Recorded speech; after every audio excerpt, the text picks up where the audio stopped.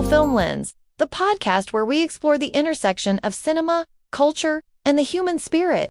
I'm your host, Pixie Chroma, and joining me today is Flicker Frame. Great to be here, Pixie Chroma, after our recent journey through the foundational European cinemas of France and Italy.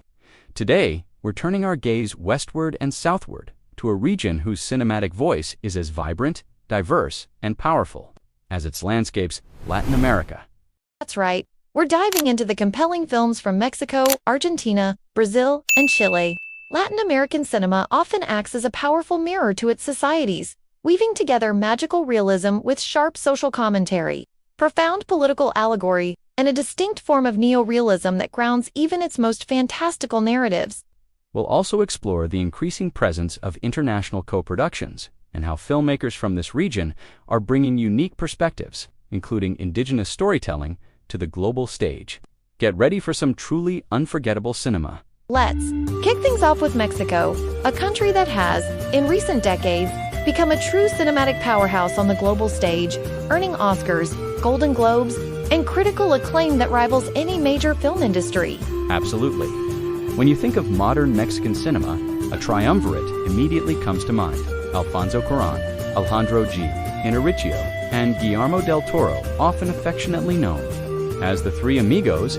These directors have a remarkable ability to blend Hollywood-level production with deeply personal and culturally resonant storytelling. Let's start with Guillermo del Toro. He's a master of crafting dark fairy tales and monster stories that are deeply rooted in folklore, history, and a profound sense of humanity. Our first recommendation, Pan's Labyrinth, is a perfect example. Pan's Labyrinth is a visually stunning, haunting masterpiece that blends a brutal post-Civil War reality in Spain with a fantastical, almost nightmarish fable. It's a powerful political allegory disguised as a dark fantasy, and it truly showcases del Toro's unique vision.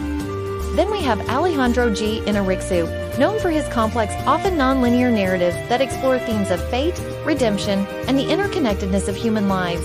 Our recommendation from him is Perros. Perros exploded onto the scene, launching Inarritu's career and showcasing his raw, unflinching style. It interweaves three seemingly separate storylines linked by a car crash in Mexico City, powerfully exploring love, loss, and social class. It's a gritty, emotionally intense experience.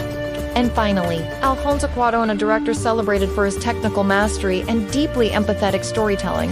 His films span genres, from sci-fi blockbusters to intimate dramas. For Cuarón, we recommend Roma. Roma is a black-and-white cinematic poem, a deeply personal, semi-autobiographical film that beautifully captures a year in the life of a middle-class family and their domestic worker in 1970s Mexico City. It's a stunning example of neo-realism brought to life with incredible artistry, honoring the often invisible lives that shaped his childhood. Next now, let's shift our focus to Brazil, a country whose cinema burst onto the global scene with incredible force, especially in the early 2000s. Can't talk about modern Brazilian cinema without immediately thinking of Fernando Meirelles and his electrifying film, City of God. Our recommendation from Brazil, City of God, isn't just a movie, it's an experience. It's a sprawling, visually dazzling, and ultimately heartbreaking epic that chronicles decades of life, crime, and ambition in the favelas of Rio de Janeiro. It's a masterclass in raw energy, innovative filmmaking, and unflinching social commentary. It showed the world the incredible talent brewing in Brazil. From Brazil, let's move further south to the incredibly rich film industries of Argentina and Chile. Argentina, in particular, has a robust and internationally recognized cinematic output. Absolutely. Argentine cinema often blends sharp wit with profound dramatic depth. While she's not directly tied to our next recommendation, we must mention Lucrecia Martel, an Argentine auteur known for her distinctive atmospheric films that subtly explore class, family, and the decaying social fabric.